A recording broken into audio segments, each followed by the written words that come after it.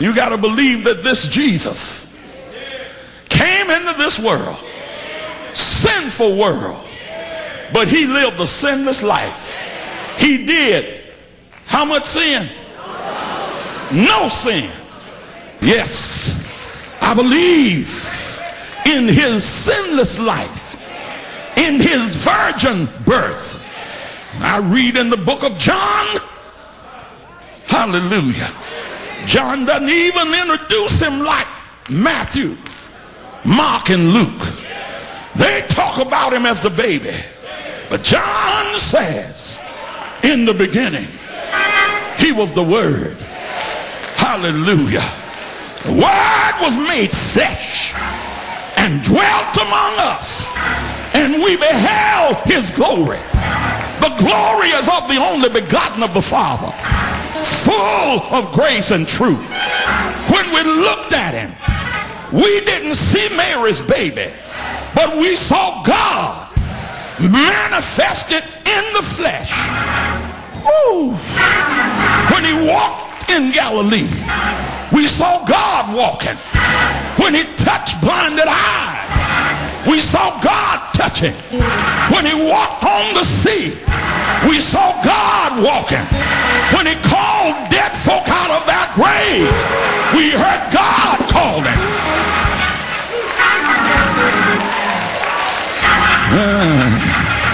I got to close. Yes. And when I think about who he was, born of a virgin,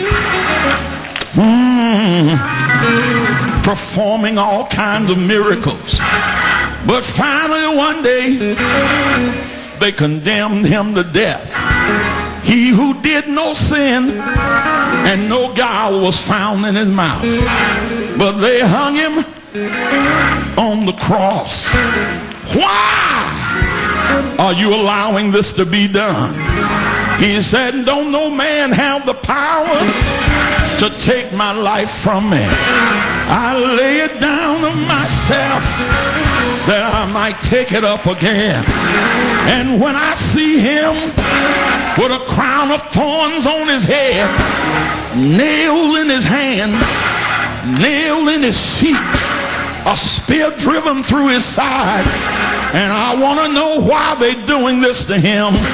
And I hear the voice of Isaiah ringing over 700 years of prophecy saying, surely he's borne our grief and carried our sorrow, yet we did esteem him stricken, smitten of God and afflicted.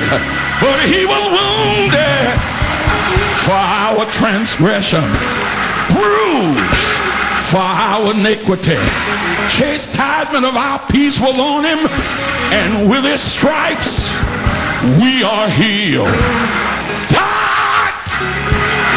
He didn't go into a coma, he died. He wasn't faking, he died. He wasn't just in a state of suspended animation, he died.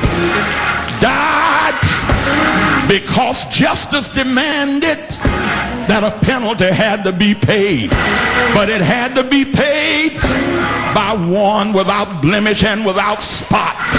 And when time was such, there wasn't anybody else that could pay the price. John on the Isle of Patmos said the cry was made, who is worthy to open the book and loose the seals thereon? And a worldwide search was made. They went through the heavens. They couldn't find an angel that was worthy. They searched the earth and couldn't find a man that was worthy. Went down into the depths of hell and couldn't find one that was worthy. But after a while, as a lamb slain from the foundation of the world, he stepped out from under the altar and said, in burnt offerings and sacrifice I have had no pleasure, but oh, prepare me a body and I'll go down and redeem man. Oh, he was hung up for all of my hang-ups. wounded for my transgression, bruised for my iniquity. Chastisement of my peace was laid on him, and with his stripe I am healed. Died until the sun blacked out. Died till the moon dripped in blood. Died until they took him and placed him in Joseph's new tomb. But early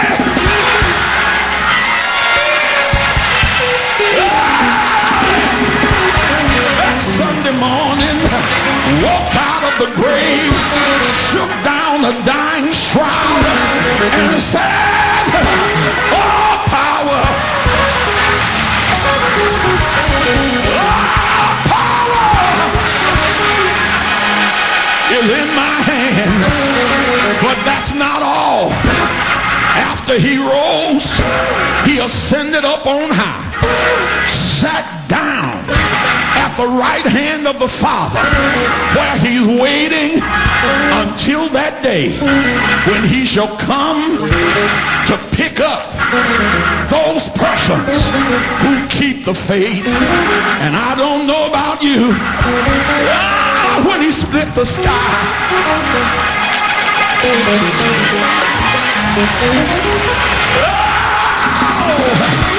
I want to be ready.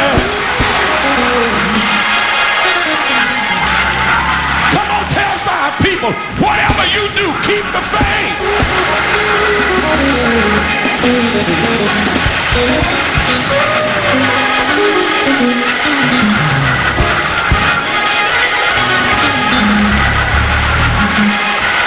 Whatever you do,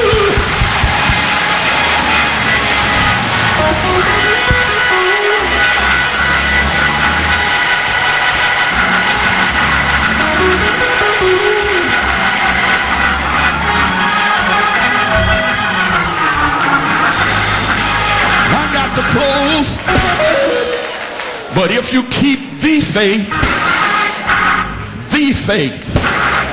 that this word is right, the faith that there is a reality in God, the faith that Jesus Christ is the Son of God, that he is the way, the truth, and the life.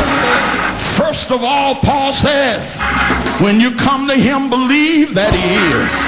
And then after you believe that, then believe he's a rewarder. Woo! Somebody in here is waiting on a reward.